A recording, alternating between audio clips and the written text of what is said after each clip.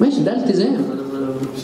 تمام. انا مبسوط بالناس المربعه دي جدا، لان الناس دي نقدر ان نقول عليهم هم مربعين ايديهم ساكتين ومركزين. انا هقول ايه؟ نقدر نقول عليهم ايه؟ مهذبون. وعشان كده معانا دكتور ايمن امين، عضو مؤسس في مهذبون.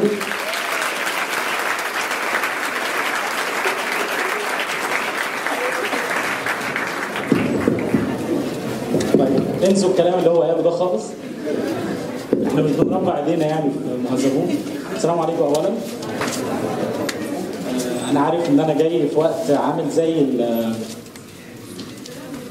اللي هو اخر محاضره في اليوم. اللي فيكم بيحضر محاضرات بيبقى عامل ازاي؟ صح؟ اللي هو يعني اولا احنا بنبقى حاضرين المحاضره مش عارفين الدكتور بيتكلم في ايه. اللي هو يا ريت تخلص بالظبط عشان ايه نخرج. في حد بيحضر محاضرات اصلا؟ انا كنت بحضر يعني عشان نبقى عارفين انا كنت بحضر. طيب قبل ما ابدا انا كنت حابب بس اشكر محمد ان انا استمتعت بالكلام اللي هو قاله قوي، لان محمد واحد من الناس المتميزين جدا في ان هم ينشروا الامل. فانا يعني اطلب منكم تحيه تاني بعد ما نزل. ايوه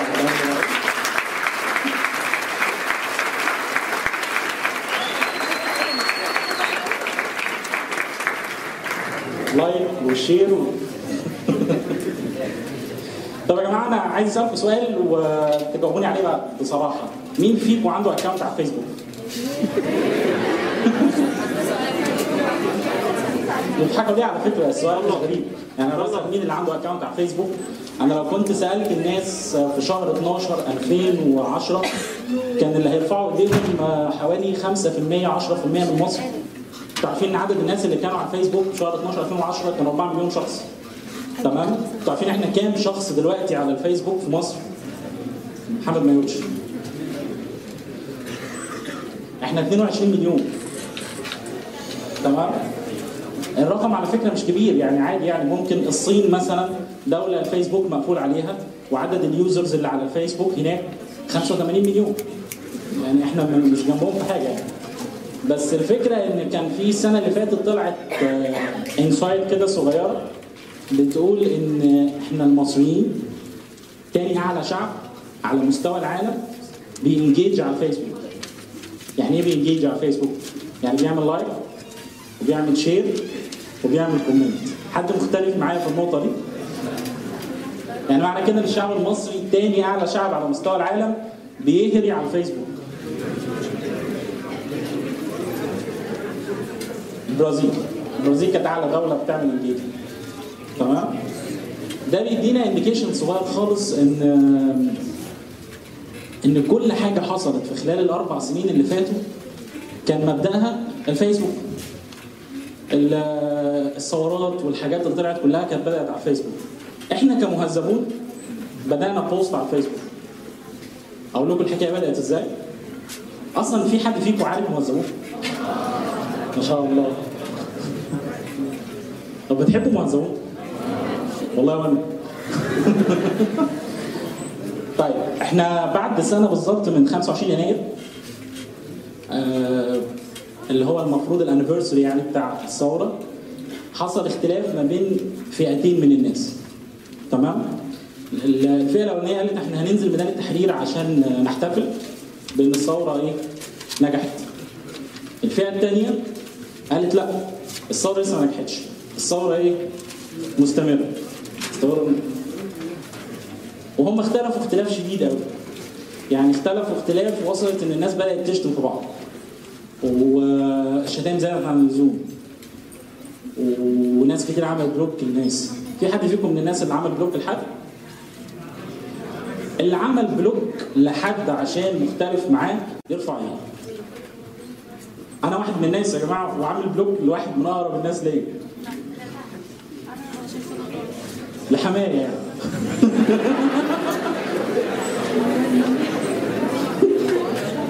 اعذروني اصل انا زوجتي قاعده معايا يعني كده لبست. فالخلافات كانت شديده جدا. فاحد مؤسسي المهذبون المؤسسين الحاليين المهذبون يعني راح كتب بوست على الفيسبوك: يا جماعه انا شايف ان في خناقات كتيره جدا بتحصل، احنا عايزين نرجع ادب الخلاف. في ناس ما فهمتش يعني ايه ادب الخلاف، وفي ناس قالت كويس احنا معاك ونشجع، عايزين ننضم للمبادره ديت. طب ايه نعمل ايه؟ قالوا خلاص نعمل حاجه اسمها مهذبون، ونبدا نعمل تيم ونعمل نحاول ننشر ادب الخلاف ونستارت. طيب خلاص كان في حماس والناس هتبدا. تاني يوم عملوا صفحه سموها مهذبون، الصفحه وصلت 1000 لايك. تمام؟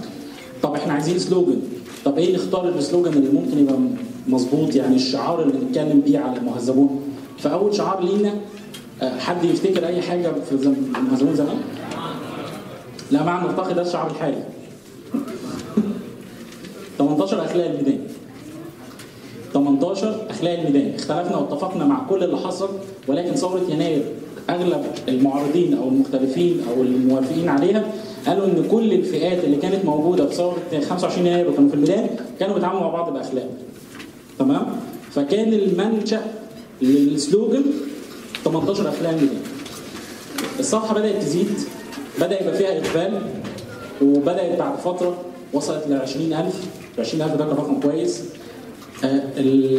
الدنيا بدات تزيد بشكل كويس لغايه ما وصلنا لمرحله اللي فيكم درس تسويق، في حاجه اسمها برودكت لايف سايكل او مراحل حياه المنتج.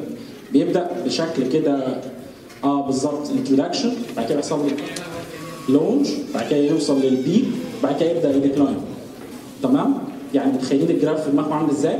بيبدا مرحله بسيطه خالص في الاول، بعد كده بيطلع طلعه كبيره قوي، وبعد كده بيمشي بيستمر. اسف مهذبون قعدت فتره عقبال ما طلعت الطلعه الكبيره ديت، يعني احنا وصلنا مثلا بعد سنتين من مهذبون. معلش اعذروني لو بيروحوا بيجي، لان انا يعني مش متعود امسك المايك ده، يعني متعود في انا حاسس ان انا منير شويه في الحكايه ديت، فاعذروني. الصفحه وصلت ل 250,000 بعد سنتين. الرقم ده بالنسبه لكم كويس ولا وحش؟ 250,000. طيب بعد ما وصلت 250,000 في خلال 3 شهور بقت 3 مليون. كده نتكلم كلام مختلف. صح؟ طب انتوا عارفين بقى، هقول لكم على حاجه يمكن برضو اللي فيكم مهتم شويه بالسوشيال ميديا هيلاقي ان في حاجه بنسميها احنا انجيجمنت ريت او معدل التفاعل، بتختلف ما بين الصفحه والصفحه. يعني في صفحه بتاعت براند مثلا دي بيبقى التفاعل عليها مختلف شويه. الصفحه بتاعت كوميونتي زي صفحه مثلا ممكن مهذبون او رساله التفاعل عليها بيبقى مختلف. التفاعل بيبقى بنسبته كام؟ اعلى الصفحات اللي بيبقى عليها تفاعل بيبقى من نسبه 20 ل 25% من عدد الفانز. تمام؟ انتم متخيلين صفحه مهذبون التفاعل عليها بيوصل لكام في المية؟ انا عايز حد يديني رقم. احنا قعدنا اكتر من 3 شهور معدل التفاعل على مهذبون 110%. مش اكتر من عدد بس. قد ما صفحه مهذبون عليها 3 مليون شخص، قد ما البوست او البوستس اللي بتنزل على صفحه مهذبون بتوصل ل 11 مليون شخص في الاسبوع. انتوا بلمتوا يا جماعه.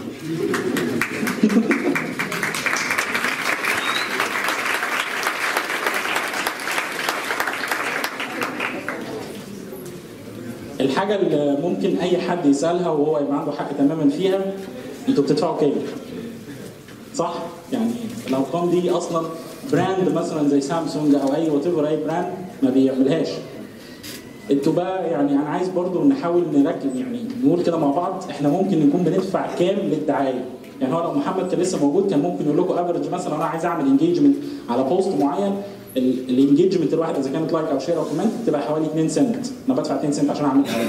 تمام؟ انا ممكن بدفع كام في مهذبون في الشهر؟ عايز حد يديني ارقام. بالظبط. احنا بندفع $0. كل ده فايرال كونتنت. كل ده محتوى الناس بتعجب بيه وبتحبه قوي وبتعمل له شير.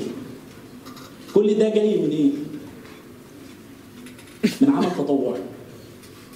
مفيش حد في مهذبون من التيم بياخد مليم من مهذبون، بل بالعكس بيدفعوا. العمل التطوعي بالنسبه لهم مش معناه ان انا فاضي هطلع شويه من وقتي احاول افيد بيه في حاجه. لا خالص على فكره. انا اعرف ناس بتسيب الواجبات اللي عليها اذا كانت في شغل او في حاجه ثانيه عشان تخلص حاجه في مهذبون، لازم اشاور عليهم. تمام؟ دي ثقافه العمل التطوعي اللي احنا بنتكلم فيها في مهذبون، اللي هو انا بعمل ايه في مهذبون. وعلى فكره احنا الحاجه الظريفه جدا ان الشخص مش في مهذبون بيبقى مثلا عامل حاجه مثلا هو مجبر عليها. انتوا عارفين الواحد بيشتغل في مهذبون ايه؟ يعني انا مثلا بشتغل في مهذبون ايه؟ انا المجال بتاعي سوشيال ميديا او ديجيتال ماركتنج، ده الرول بتاعي. حد ديزاينر بيحب ديزاين حلو جدا، هو ده المسؤول عن الديزاين. حد بيحب يكتب، هو ده المسؤول عن ان هو يكتب الكونتنت بتاع مهذبون. تمام؟ انتوا فين مستبيان صح؟ لا عاد ولا يهمك. اوكي؟ يبقى ده الجزء الثاني اللي انا بتكلم عليه. قد ما في عمل تطوعي مهم جدا، قد ما العمل التطوعي في الحاجه اللي انا بحبها. احنا عندنا مثلا واحد من الافراد اي ايفنت نبقى عايزين نروح مهذبون هو اللي مسؤول عن تنظيمه. لان هو بيحب كده، بيحب يوفر.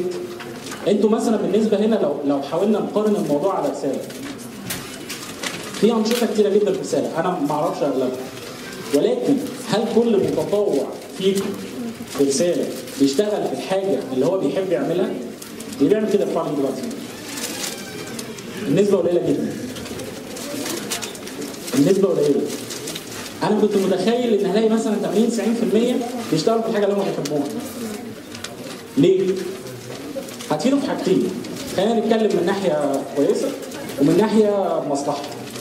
الناحيه الكويسه ان ده بيزكي عن الحاجه اللي هو بيعملها، بيزكي عن مهاره ربنا سبحانه وتعالى رزقه بيها، بيزكي عن علم ربنا سبحانه وتعالى اداهوله، زي ما بنقول صدقه العلم او صدقه الوقت او صدقه المجهود. الحاجه الثانيه بقى الحاجه اللي فيها مصلحه تامه، ان هو بيعمل ايه؟ بيساعد على انه يسترنث السكيل اللي عنده اللي تفيده في شغله. حد فاهم انا قصدي ايه؟ طيب انا حد ديزاينر وبحب الديزاينز جدا، اوكي؟ واشتغلت في مهذبون في رساله از ديزاينر. هل البراكتس ده او التدريب ده هيزود من مهارتي في التصميم؟ انت مستغربه ليه؟ يعني انا بدل ما بعمل ديزاين واحد انا مطلوب مني اعمل 20 ديزاين في الاسبوع. هل ده التدريب ده هيزود مهارتي ولا لا؟ هل بعد ما انا خلصت الكليه بتاعتي او دراستي ورحت اشتغل كديزاينر وحد سالني انت اشتغلت ديزاينز فين قبل كده؟ قلت له انا اللي كنت مسؤول عن الديزاينز بتاعت البروشورز بتاعت رساله لمده 2 سنين. حد فيكم فكر في الموضوع ده قبل كده؟ حد فيكم فكر قبل كده يا جماعه انا كنت المسؤول عن الانترفيوز بتاعت النيو كامرز اللي داخلين لرساله لمده سنه؟ ده الجزء اللي انا بتكلم عليه، انك تشتغل في الحاجه اللي انت بتحبها وتخلي تطوعك فيها. احنا يعني لو هنتكلم على نقطتين نخرج بيهم من موضوع اللي علاقه بمهذبون، احنا مهذبون الحمد لله وصلت لحاجات كتيره جدا. حد فيكم يعرف احمد الشقيري؟ بحب انا اللي هو يعني احمد الشقيري قدم البرنامج بتاعه ما شاء الله مميز جدا. احد افراد التيم بتاع مهذبون كان مسؤول عن تقييم المحتوى بتاع الحلقات بتاع الموسم اللي فات واسمه نزل في التتر. احمد الشقيري نفسه كان بيتابع بوستس بتاعت مهذبون خلال فتره شهر رمضان. شفتوا التاثير وصل لفين؟ الحاجه اللي مثلا ممكن اقول لكم عليها ان احنا في وقت من الاوقات كنا اعلى صفحه بتزيد على مستوى مصر لمده شهر. انتوا عارفين كنا بنزيد كام فان في اليوم؟ 50,000 في اليوم. احنا بنزيد 50,000 فان في اليوم. هو الاذان اذن يا جماعه، انا محتاج ان حد يقول الله اكبر على الارقام اللي احنا بنقولها دي. لان الارقام دي يعني اي حد ليه علاقه بالسوشيال ميديا هيقول ان انتوا بتعملوا اشبه بالسحر. ليه؟ انتوا عارفين اللي مسؤولين عن المحتوى اللي بينزل على صفحه مهذبون كام شخص؟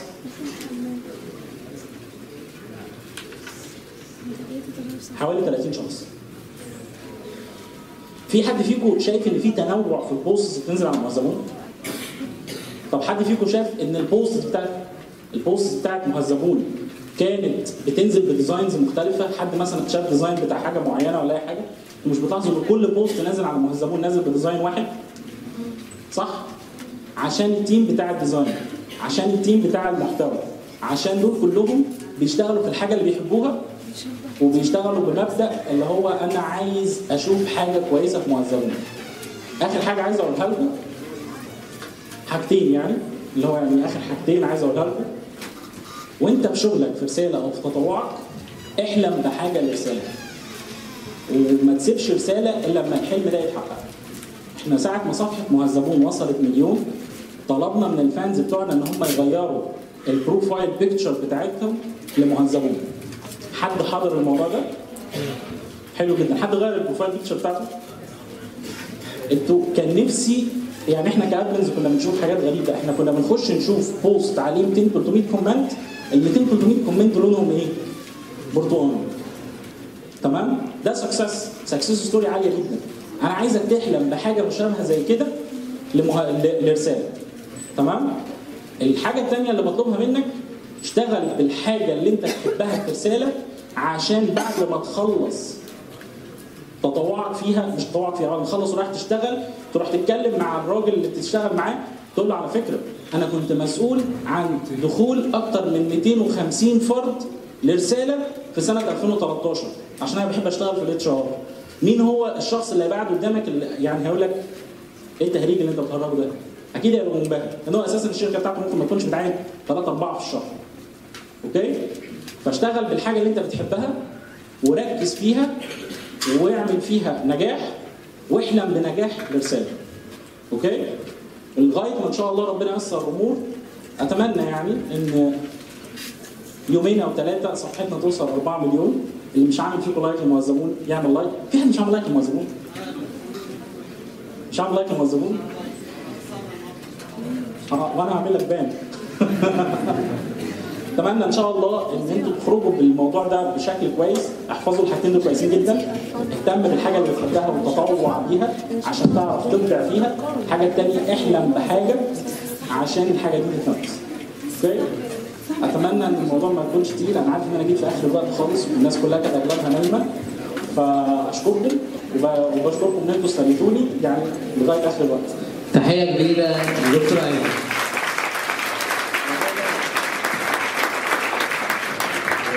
خواتم الداخليه عشان بس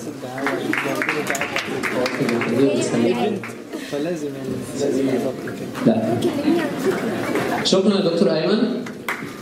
دلوقتي خلاص كده احنا نعتبر اغلب فقراتنا خلصت.